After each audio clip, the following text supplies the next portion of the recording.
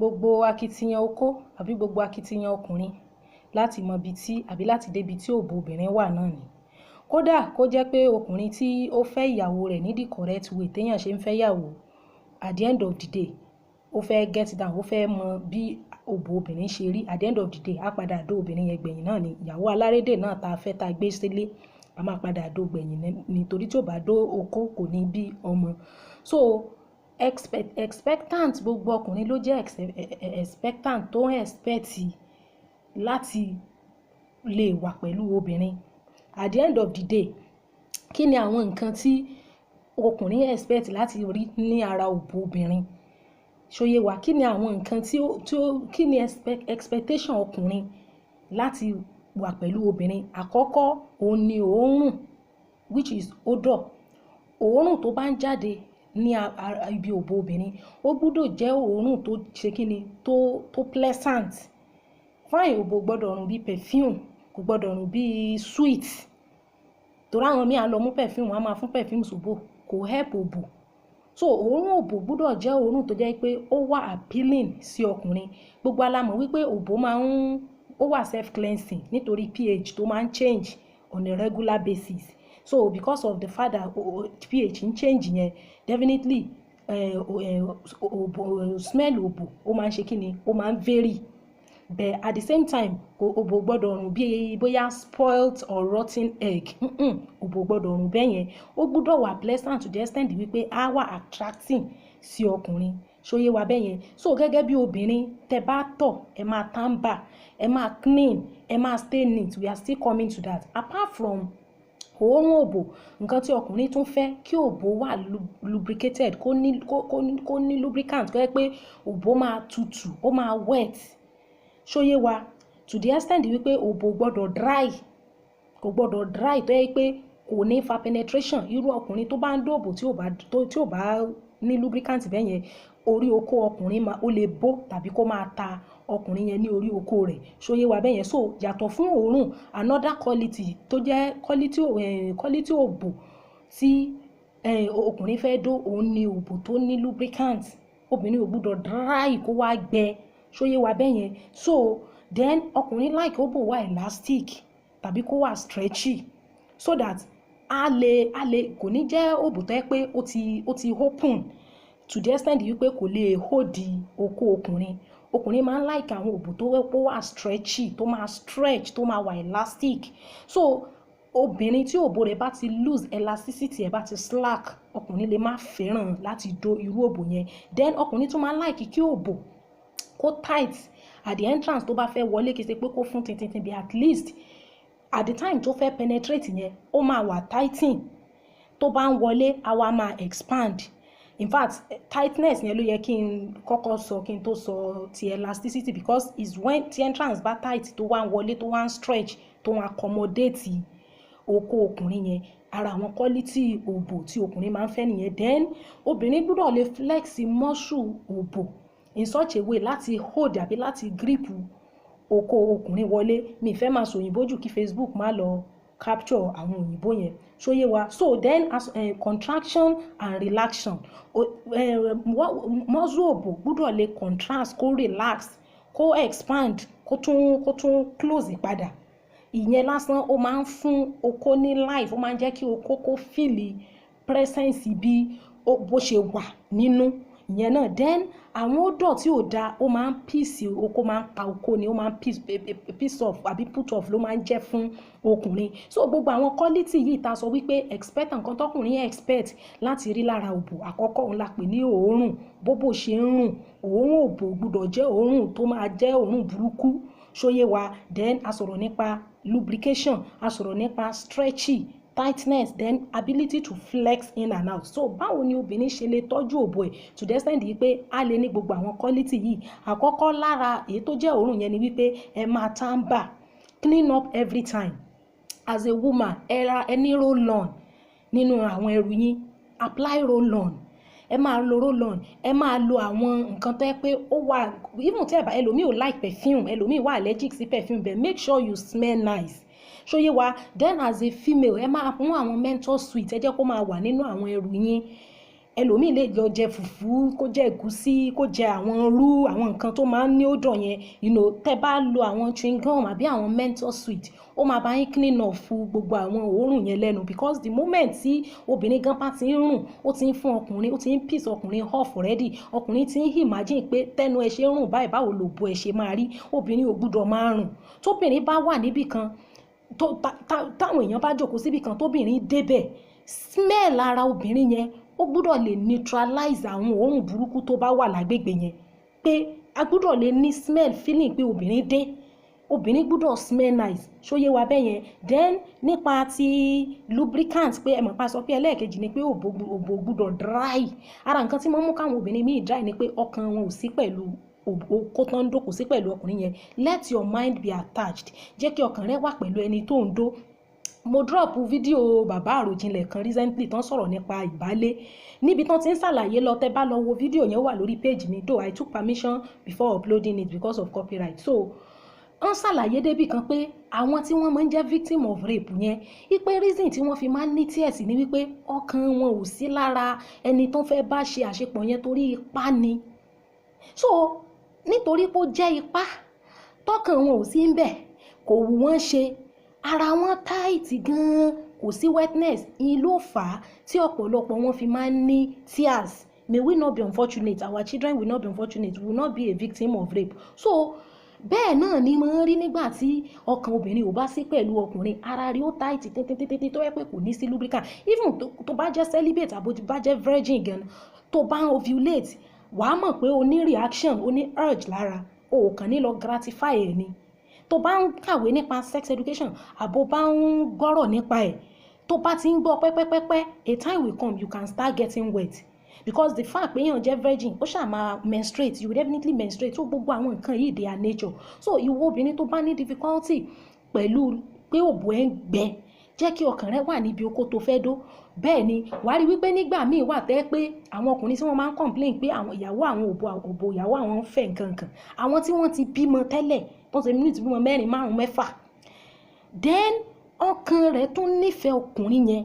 Tí ọkàn obìnrin bá wà pẹ̀lú ọkùnrin, the central nervous system, ṣe mọ̀ pa sọ wípé the highest sex organ ní ara inú ọpọlọ ló wà. Central nervous system àti gbogbo àwọn region tí ó ń ṣiṣẹ́ pẹ̀lú ọkàn, ó máa send the signal lọ sí wall òbò láti lọ wet òbò yẹn. Òbò yẹn á lè open more láti gba okó yẹn wọlé. Ó ní àlàyé tí bàbá yẹn ń sọ, tí bàbá àròjinlẹ̀ ń sọ pé the mind ó máa send the signal wípé to open the more fún wall òbò láti open more, because ọkàn obìnrin yẹn ń bẹ pẹ̀lú ọkùnrin yẹn. So nígbà tí ò bá ti sí attachment, tí ò sí ìfẹ́, nígbà míì náà máa ń contribute to dryness fún obìnrin, ó dẹ̀ máa ń fa pain ni.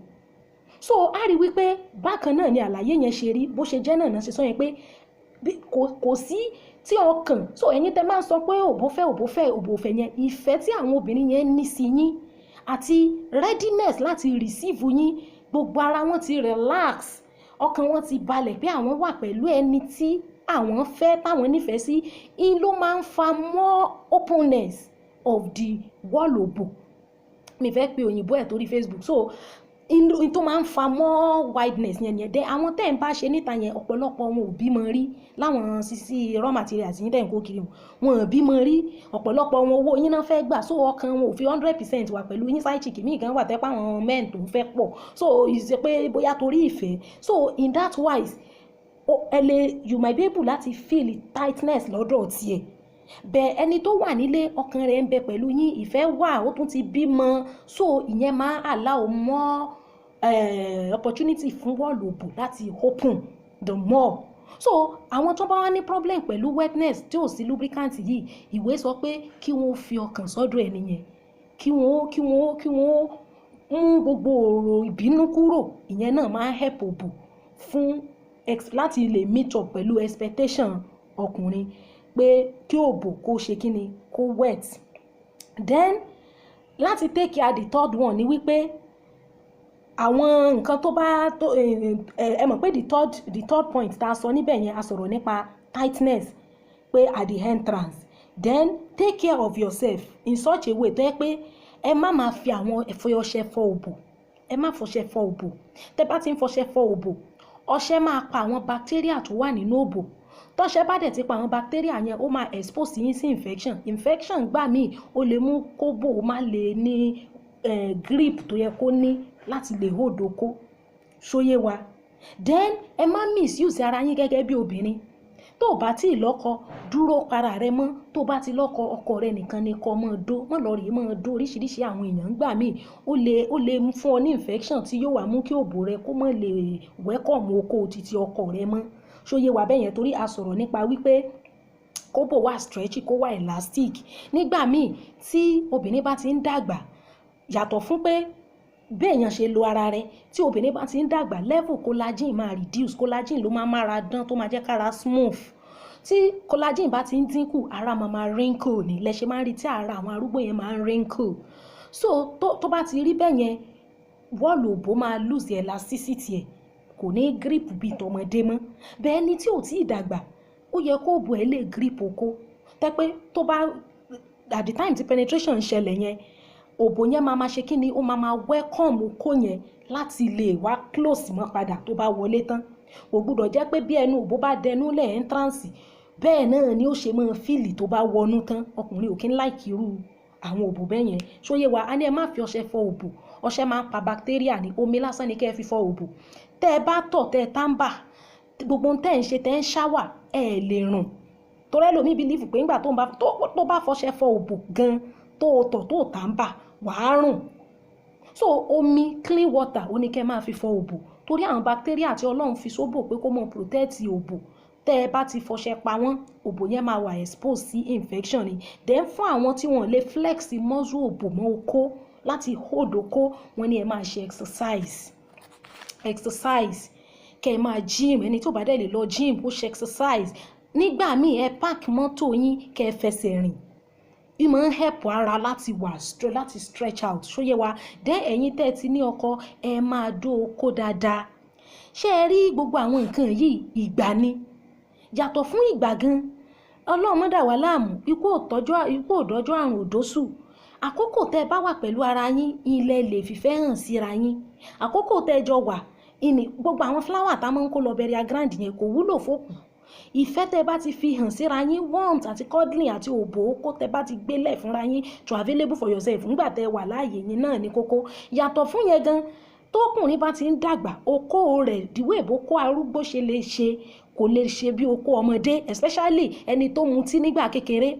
Ọkùnrin míì mutí mu sìgá mu gbogbo àwọn nǹkan yẹn ìmọ̀ yìí ń pẹ́ memory ni. Ó máa jẹ́ kí ibi tí signal tó máa send lọ sí ọpọlọ láti mú kókó le sìgá mímu àti ọtí mímu máa ń block ẹ̀. So àwọn ọkùnrin tó kó tí ó jẹ́ pé ọtí mímu ti ba yé okó wọn jẹ́ láti kékeré tó bá ti ń dàgbà wọn ní lè dóbò dáadáa mọ́. Tọkùnrin ò bá dẹ̀ mú kúmu tí ò fa sìgá gan tọkùnrin bá ti ń dàgbà okó rẹ̀ ò ní fi bẹ́ẹ̀ lè tààrà mọ́. So táìmù tẹ young yìí náà lè gbádùn okó yẹn dáadáa. So ẹ má máa sá fún okó mọ́ ẹ̀yin ìyàwó ilé. Ẹgbẹ́ yín tẹ máa ń pariwo tẹ máa ń jágbe tẹ máa ń wà burúkú ẹ má máa ṣàwọn nǹkan yẹn mọ́ because ọ̀pọ̀lọpọ̀ yín tí ìwà tẹ wù yẹn bá mú kí ọkùnrin yẹn wá òbò míì níta repercussion òbò míì tó wá yẹn ó máa wà more damaging the extent of damage torí kìí ṣe gbogbo ọkùnrin tó ń kóbìnrin náà lóbìnrin wù láti kó ẹlòmíì torí wàhálà àánú lé ló lè síta but ẹnu nǹkan kéékèèké tẹ́yìn ń ṣe yẹn ẹ̀yin ò ní mọ̀ the extent of damage tí nǹkan yẹn máa cause. So ọ̀tọ̀ ní tọ́pìkì yẹn but try as much as possible to play your part. Ẹ máa dó okó déédéé. Ẹ jẹ́ kí òbò yín kó ṣe kí ni kó wà ní good condition. Ẹ má máa rùn ẹ máa tàǹbà. Ẹlòmíì ọkọ ẹ̀ ní òun máa ń láì kírun wà lóbò ẹ̀ ó lè trim irun yẹn bẹ́ẹ̀ tọ́kọ ẹ̀ ò bá máa ìpò onírun lóbò èmi ò mọ̀ tẹ́ ẹ̀ ń kórun ṣe lóbò. Irun gángba míì tó bá tọ̀ tí irun bá pọ̀ lóbò ẹ̀ tó tọ̀ tó tàǹbà tó ò bá damp dry omi tó fi tàǹbà yẹn tó bá wọ pátá mọ́ òbò yẹn máa rùn ní bí ipò tàǹbà rárá because irun máa ń hábọ̀ omi ni. So gbogbo àwọn nǹkan yẹn obìnrin ò gbọ́dọ̀ rùn. Ẹ máa make sure pé ẹ keep neat. Òbò tí ò lè grip okó mọ́ ọkùnrin ò láìkì irú àwọn òbò yẹn. So ẹ má lora yín nílòkulò débi pé òbò yẹn á wá overstretch tẹ́ tí ò ní lè gbé okó dúró tàbí kó lè ṣe kíni kó lè welcome okó. So gbogbo tí à ń sọ nìyẹn. Dẹ́ ẹ̀yin ọkùnrin tẹ́ máa ń date àwọn obìnrin tẹ́ dẹ̀ mọ̀ pé ti níyàwó tẹ́ bá ti mọ̀ pé ẹ nífẹ̀ẹ́ ìyàwó kejì ẹ má wà too involved nínú ayé obìnrin. Ẹ má take too much responsibility fún obìnrin.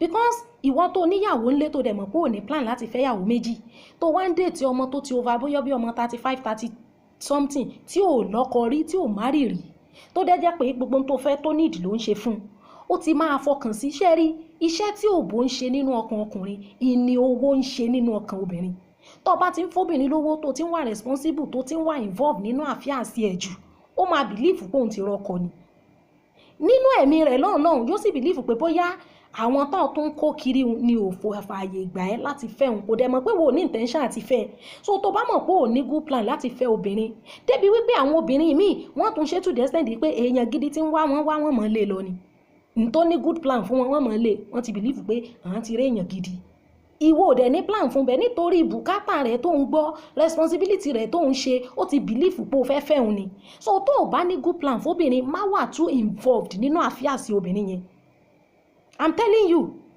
eléyìí lè sound somehow létí àwọn èèyàn but it is the reality because ọ̀pọ̀lọpọ̀ àwọn DMs téèyàn bá ń gbà ó máa ń mú oríṣiríṣi àwọn tọ́pìkì wá tá a máa ṣẹ́lé lórí obìnrin tó ti ń tọ́jú ó fẹ́ gbalé ó gbalé fún ó ṣí ṣọ́ọ̀bù fún ó tọ́jú ẹ̀ ó ń fún lówó ó nídìí nǹkan ìwọ náà ni and you are spending for her jọ ṣó o fíù pé irú obìnrin yẹn bá lóyún fún ẹ á fẹ́ lọ ṣe kò ní ṣe ẹni tí ò lọ́kọ rí ìwọ rẹ̀ ò dẹ̀ ní plan láti fẹ́ ò fẹ́ marry ẹ̀ má wà too involved nínú life obìnrin tó bá ti mọ̀ pé ò nífẹ̀ẹ́ láti fẹ́ ṣóyé wa so then gbogbo ẹ̀yin obìnrin náà tẹ́ máa ń sọ pé èèyàn kan láhùn ṣé ẹ̀yin náà lọ́kànjúà ni torí for you láti establish pé nìkan láhùn bóyá wọn náà lọ́kànjúà ọkùnrin tó bá fún ẹ ní 10 naira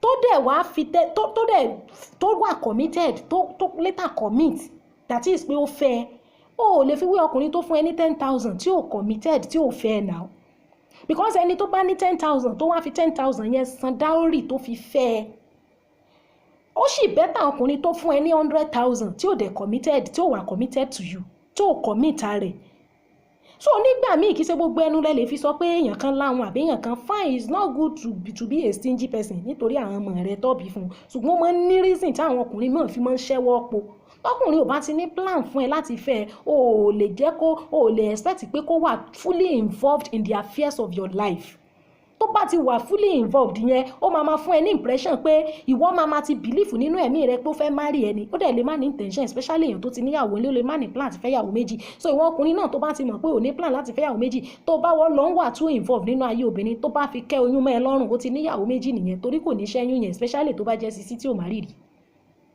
tí ò bímọ rí so ẹ máa define relationship yín give every relationship a definition so that tó bá ti mọ̀ pé ó fẹ́ cross the boundary yẹn you will be ready for it so bó ṣe jẹ́ nìyẹn ẹ má gbàgbé gbogbo àwọn nǹkan tá a ti sọ and again ẹ má gbàgbé Ọ̀yọ́ model alternative therapy wọ́n ń ta àwọn àgbo tó ń cure infection àwọn àgbo jẹ̀dí àwọn àgbo tó yẹ pé ó máa bá yín flush gbogbo ìdọ̀tí ara yín ẹ pè wọ́n sórí nọ́mbà 08068220707 08068220707 Ọ̀yọ́ model alternative therapy ni ẹ máa já sí so nǹkan tí mo ní kí n sọ fún wa nìyẹn ẹ tọ́jú òbò yín ẹ̀yin obìnrin òbò yín náà òun ni the final destination ibi tọkùnrin ń lọ kódà ọkùnrin tó o bá pàdé tó o dẹ̀ sọ fún pé kò ní dó ẹ kó tó fẹ́ ẹ tó dẹ̀ gbà fún ẹ tó dẹ̀ lọ ṣe gbogbo normal tó yẹ kó ṣe at the end of the day òbò ẹ náà ní final destination tó fẹ́ reach ọkùnrin tó dẹ̀ ti ṣẹ̀tọ́ o ò lè ní kó má lẹ́tọ̀ọ́ sóbò kí dẹ̀ làwọn nǹkan tó expect nínú òbò ẹ òun làwọn nǹkan tá a ti sọ yẹn ẹ make sure pé ẹ tọ́jú òbò yín kẹ́ ẹ tọ́jú ara yín kẹ́ ẹ dẹ̀ stay healthy and neat at all times. Thank you so much guys.